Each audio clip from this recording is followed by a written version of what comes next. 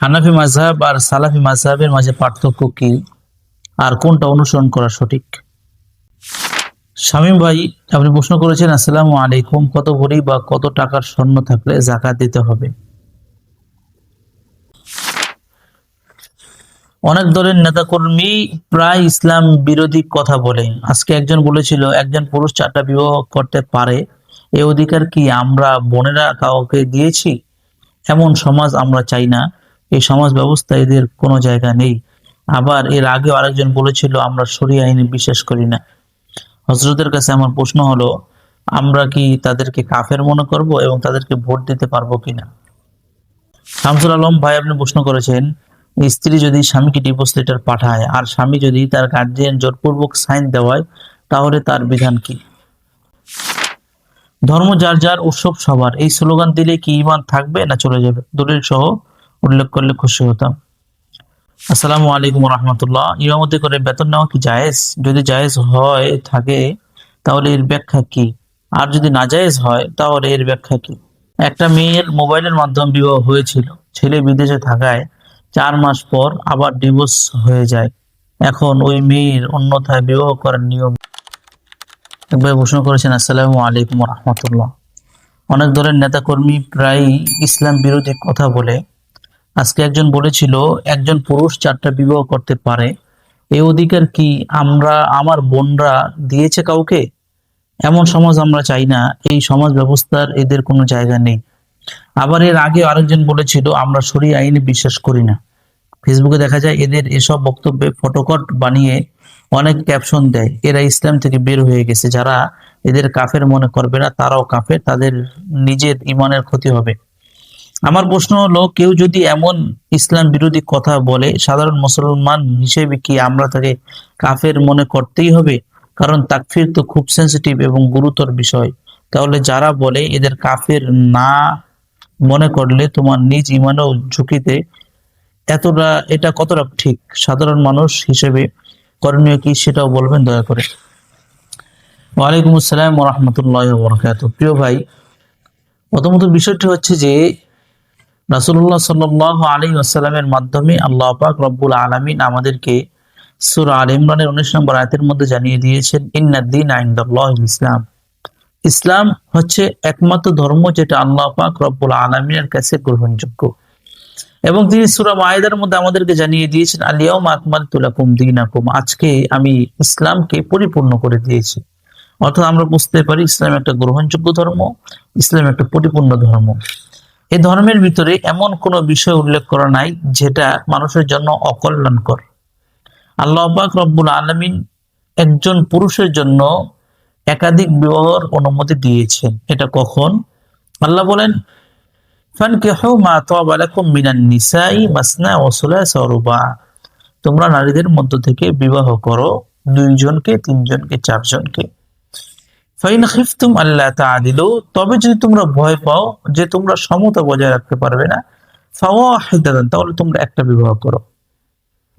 ইসলাম পুরুষদেরকে একাধিক বিবাহ করতে ফরজ সাব্যস্ত করে নাই, এবং ইসলামের একাধিক বিবাহের যে একটা গুরুত্ব, একটা প্রয়োজনীয়তা মানুষের কাছে আছে, এটা সকলেই স্বীকার করে। তারপরেও আল্লাহ পাক রব্বুল আলামিনের কোন বিধানকে, কোন আয়াতকে কেউ যদি কটাক্ষ করে, তার ঈমান চলে যাবে, চাই সেই দলের হোক না কেন, ছেলে হোক, পুরুষ হোক বা মহিলা হোক। দ্বিতীয় আরেকটি বিষয় আপনি জিজ্ঞেস করেছেন, কিছুদিন পূর্বে আপনারা দেখেছেন কেউ কেউ কোন নেতাকর্মী বলেছে যে আমরা শরিয়া আইনে বিশ্বাস করি না। একটা বিষয় হচ্ছে আমরা শরিয়া আইন পালন করতে পারি না, তারা ফাসিক। আর কেউ যদি বলে যে আমরা শরিয়া আইনে বিশ্বাস করি না, তাহলে তারা কাফের। আল্লাহ পাক রব্বুল আলামিন বলেছেন, ওয়া মান লাম ইয়াহকুম বিমা আনজালাল্লাহ ফাউলাইকা হুমুল কাফিরুন, যারা শরিয়া আইন তথা আল্লাহ পাক রব্বুল আলামিনের বিধান অনুযায়ী নিজেদের জীবন রাষ্ট্রকে পরিচালনা করতে চায় না, তারা কাফের। এখন সাধারণ মানুষ হিসেবে আপনি কি তাকে কাফের বলবেন কিনা? তাকে কাফের বলা আপনার জন্য জরুরি কিনা? না, তাকে কাফের বলা আপনার জন্য জরুরি না। তার বিধান তার উপর আরোপিত হবে, আপনি আপনার জায়গা থেকে চুপ থাকবেন, নীরব থাকবেন, এটাই আপনার জন্য বিধান। পরিচয় গোপন করে একবার প্রশ্ন করেছেন, স্ত্রী যদি তার স্বামীকে ডিভোর্স লেটার দেয় আর স্বামী ডিভোর্স লেটারে সাইন করে, তাহলে তার হুকুম কি? এবং সেই মেয়ের ইদ্যতের পর পরবর্তী বিয়ে হালাল হবে কিনা। প্রিয় ভাই, ইসলামী শরীয়তে বিবাহ থেকে বিচ্ছেদের কয়েকটা পদ্ধতি রয়েছে। তার ভিতরে 1 নম্বর পদ্ধতি হচ্ছে তালাক দেওয়া। স্বামী স্ত্রীকে বলবে আমি তোমাকে ছেড়ে দিলাম, তোমাকে তালাক দিলাম। দ্বিতীয় একটা পদ্ধতি হচ্ছে খোলা তালাক, অর্থাৎ স্ত্রী এবং স্বামীর মাঝে যদি বনিবনা না হয়, স্বামী স্ত্রী স্বামী থেকে তালাক গ্রহণ করবে যে আমি আমার মোহরটা মাফ করে দিতেছি, অথবা কোনোভাবে স্বামীকে ভুলিয়ে বানিয়ে স্বামীকে বুঝিয়ে স্বামীর থেকে তালাক গ্রহণ করবে। এটাকে বলা হয় খোলা তালাক। তবে বর্তমানে আমাদের সমাজে একটা প্রচলন রয়েছে ডিভোর্স। এই ডিভোর্সে যতক্ষণ পর্যন্ত স্বামী স্বীকার না করবে, তত স্বামী তালাক না দিবে অথবা সিগনেচার না করবে, এটা তালাক হিসেবে পতিত হবে না শরীয়ত আইন অনুযায়ী।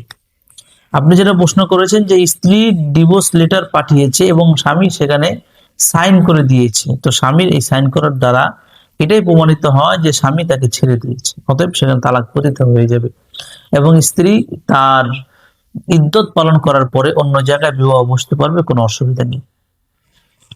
শামসুল আলম ভাই, আপনি প্রশ্ন করেছেন আসসালামু আলাইকুম ওয়া রাহমাতুল্লাহ। ওয়া আলাইকুম আসসালাম। আমার প্রশ্ন হচ্ছে, স্ত্রী যদি স্বামীকে ডিভোর্স লেটার পাঠায় আর স্বামীকে যদি তার গার্জিয়ান জোরপূর্বক সাইন দেওয়ায়, তাহলে তার বিধান কি? স্ত্রী স্বামীকে ডিভোর্স পেপার পাঠিয়েছে, স্বামী যদি সেখানে সাইন দেয় তালাক হবে, সাইন যদি না দেয় তালাক হবে না। আর পরবর্তী আরেকটা বিষয় আপনি যুক্ত করছেন, সেটা হচ্ছে যদি জোরপূর্বক তথা জবরান যদি তার সাইন করায়, এর বিধান কি? দেখেন, জোরাজুরির একটা সীমাবদ্ধতা রয়েছে। যেমন বড় ভাই বাবা বলতে চাই তুমি সাইন দাও, বা একটু ধমকের মাধ্যমে যদি সাইন দেওয়া হয়, তো এটার দ্বারা তালাক পতিত হয়ে যাবে। হ্যাঁ, তবে যদি এরকম হয় যে সে সাইন দিবে না, কিন্তু সাইন না দিলে তার জানের ভয় রয়েছে, সে তালাক দিবে না কিন্তু তালাক না দিলে, সাইন না করলে তার জানের ভয় রয়েছে, এমন তো অবস্থায় সে যদি শুধুমাত্র লিখিত সাইন দেয়, আসল বাহ্যিক ভাবে সে তালাক না দেয়, তাহলে তালাক পতিত হবে না। উদ্দিন ভাই, আপনি প্রশ্ন করেছেন সম্মানিত মুফতি সাহেব, জানার বিষয় হচ্ছে ধর্ম যার যার, উৎসব সবার, এই স্লোগান দিলে কি ঈমান থাকবে কি থাকবে না? প্রিয় ভাই, ইসলাম একটি পরিপূর্ণ ধর্ম। আল্লাহ পাক রব্বুল আলামিন কোরআনের মধ্যে আমাদেরকে জানিয়ে দেন লাকুম দীনুকুম ওয়ালিয়া দীন। নবীজি কাফেরদেরকে বলেছেন লাকুম তোমার দীনুকুম ওয়ালিয়া দীন। রাসূল সাল্লাল্লাহু আলাইহি ওয়াসাল্লাম কাফেরদেরকে জানিয়ে দিয়েছেন যে তোমাদের ধর্ম তোমাদের জন্য আর আমার ধর্ম আমার জন্য। ইসলামী শরীয়তের যে সমস্ত ধর্মীয় উৎসব রয়েছে, এই ধর্মীয় উৎসবগুলো মুসলমানদের জন্যই, এবং বিধর্মীদের যে সমস্ত ধর্মীয় উৎসব রয়েছে, এই সমস্ত উৎসব বিধর্মীদের জন্যই। এখন কোন মুসলমান যদি এটা বলে যে ধর্ম যার যার, উৎসব সবার, সে বিধর্মীদের ধর্মীয় উৎসব তথা আল্লাহ পাক রব্বুল আলামিনের সাথে যেখানে শিরক করা হয়, ওই শিরকি কাজকে সে অনুধাবন করলো, অভ্যর্থনা জানালো, সেটাকে সে সাধুবাদ জানালো। অতএব এই স্লোগানও ভুল, এবং কেউ যদি এটাকে বিশ্বাস করে স্লোগান দেয় যে ধর্ম যার যার, উৎসব সবার, এই বিশ্বাসের কারণে তার অন্তর থেকে ঈমান চলে যায়। একবার প্রশ্ন করেছেন, ইমামতি করে বেতন নেওয়া কি জায়েজ? যদি জায়েজ হয়ে থাকে তাহলে এর ব্যাখ্যা কি, আর যদি না জায়েজ হয় তাহলে এর ব্যাখ্যা কি? প্রিয় ভাই, ইমামতি করে মসজিদে আজান দিয়ে বেতন গ্রহণ করা ইসলামী শরীয়তে জায়েজ। দেখেন, ইমামদেরকে বেতন দেওয়ার 2টা নীতিমালা রয়েছে। এক, রাষ্ট্র কর্তৃক ইমামদেরকে তথা যারা রাষ্ট্রের বিভিন্ন কল্যাণকর কাজের সাথে সম্পৃক্ত আছে তাদেরকে ভাতা প্রদান করবে। যেহেতু বর্তমানে এটা আমাদের মাঝে প্রচলন নাই, সেজন্য আমরা দ্বিতীয় পদ্ধতি যেটা রয়েছে, তথা সমাজের লোকদের মধ্য থেকে টাকা তুলে ইমাম সাহেবদেরকে আমরা হাদিয়া দিয়ে থাকি। এটা বর্তমান তথা মুতাআখিরিন উলামায়ে কেরামের সর্বসম্মতিক্রমে জায়েজ, এতে কোনো অসুবিধা নেই। আসসালামু আলাইকুম ওয়া রাহমাতুল্লাহ। ওয়া আলাইকুম আসসালাম। একটা মেয়ের মোবাইলের মাধ্যমে বিবাহ হয়েছিল, ছেলে বিদেশে থাকায় 4 মাস পর আবার ডিভোর্স হয়ে যায়। এখন ওই মেয়ের অন্যথায় বিবাহ করার নিয়ম কি? প্রিয় ভাই, এখানে একটা বিষয় সর্বপ্রথম আমরা যেটা বুঝবো সেটা হচ্ছে যে মোবাইলে বিবাহ কখন সহিহ এবং কখন সঠিক নয়। ইসলামী শরীয়তে একটা উসুল হচ্ছে যে যে সমস্ত বিষয়ের মধ্যে ধোঁকা পাওয়া যায়, ইসলাম এগুলো সমর্থন করে না। আমরা দেখি আজকালকে মোবাইলে অডিও কলের বিবাহ হোক অথবা ভিডিও কলের বিবাহ হোক, এর মধ্যে ধোঁকার সম্ভাবনা থাকে বিধায় সরাসরি মোবাইলের মাধ্যমে বিবাহ করা জায়েজ নেই। এর জায়েজ পদ্ধতি হচ্ছে যে ছেলে দেশে তার উকিলকে নিযুক্ত করবে, উকিল তার নিজের পক্ষ থেকে মেয়েকে প্রস্তাব দিবে, তার পক্ষ থেকে প্রস্তাব দেবে, মেয়ে যখন সম্মতি প্রকাশ করবে বিবাহ হয়ে যাবে। এখন আপনার প্রশ্ন অনুযায়ী যদি আপনাদের বিবাহটা সঠিক হয়ে থাকে এবং 4 মাস পরে আবার ডিভোর্স হয়ে যায়, তাহলে এই মেয়ে ইদ্যত পালন করা ছাড়াই অন্য স্বামীকে বিবাহ করতে পারবে, কোনো অসুবিধা নেই। আসসালামু আলাইকুম ওয়া রাহমাতুল্লাহ। ওয়ালাইকুম আসসালাম। প্রিয় শাইখ, আমার জানার বিষয় হলো ইসলামের 4 বিয়ে করা কি সুন্নত? বিষয়টি দলিল আদিল্লার আলোকে জানাবেন ইনশাআল্লাহ। প্রিয় ভাই, ইসলামে 4 বিয়ে করা জায়েজ। কোনো ব্যক্তি গুনাহ থেকে বাঁচতে একাধিক বিবাহ করার জন্য ইসলামী শরীয়ত তাকে অনুমতি দিয়েছে, অধিকার দিয়েছে, যদি সে এক স্ত্রীর, প্রথম স্ত্রীর ভরণ পোষণ এবং দ্বিতীয় স্ত্রীর ভরণ পোষণ, খাবার দাবার সহ যাবতীয় খরচ সে বহন করতে পারে, তাহলে সে একাধিক বিবাহ করতে পারবে। এটা জায়েজ, এটা সুন্নত নয়। এমডি হুসাইন ভাই আপনি প্রশ্ন করেছেন, আসসালামু আলাইকুম রাহমাতুল্লাহ। সালাতরত অবস্থায় সিজদার জায়গায় ময়লা বা পিঁপড়ে কি থাকলে ফু দেওয়া যাবে?